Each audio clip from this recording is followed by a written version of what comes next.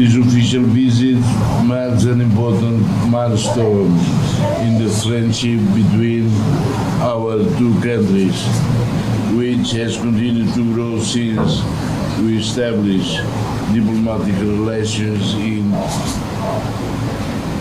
2002. Our talks today were warm and productive. We agreed to further enhance our bilateral relations across multiple sectors, including trade and investment, higher education, health, and tourism. These reflect our strong political trust and shared commitment to deeper engagement. We recognize the role of education and training in preparing our young people for the future, agreeing to new programs, scholarships, and partnership between institutions. Connectivity between our countries is another a high priority. The new air services between Kuala Lumpur and Dili, together with the visa waiver for Malaysians visiting Timor-Leste, will make it easier for our citizens to travel, to work together, and to discover opportunities in each other's countries. Malaysia has been a consistent supporter of Timor-Leste membership of Asean.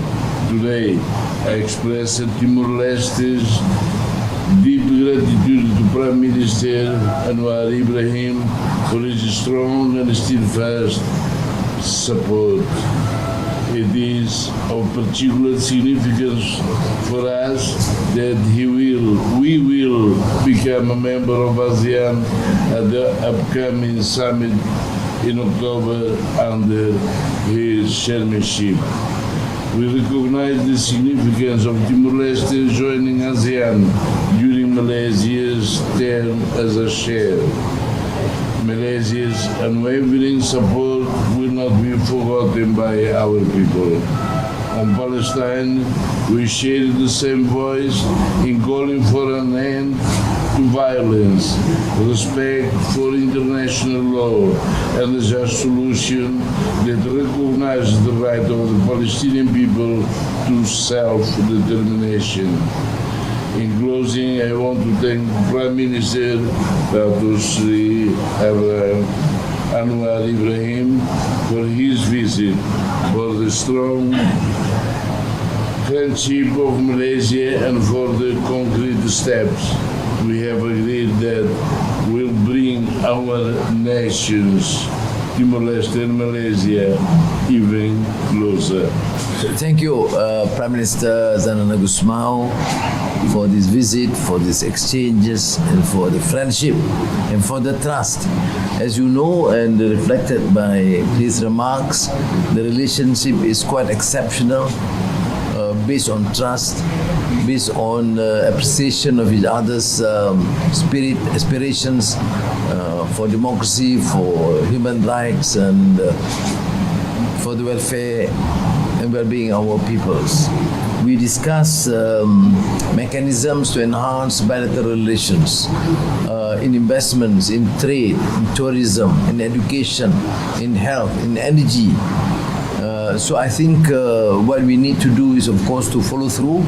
And I've said that Malaysia will be here, and Timor-Leste will be in Malaysia as friends to help and assist one another.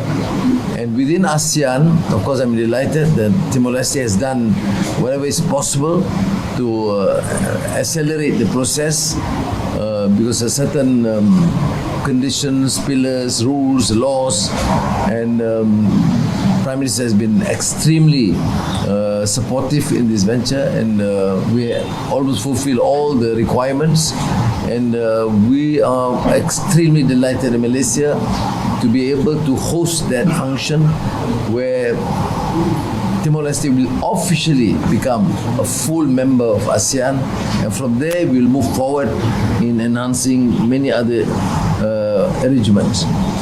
the level of trust is, I should say, almost maximum, which includes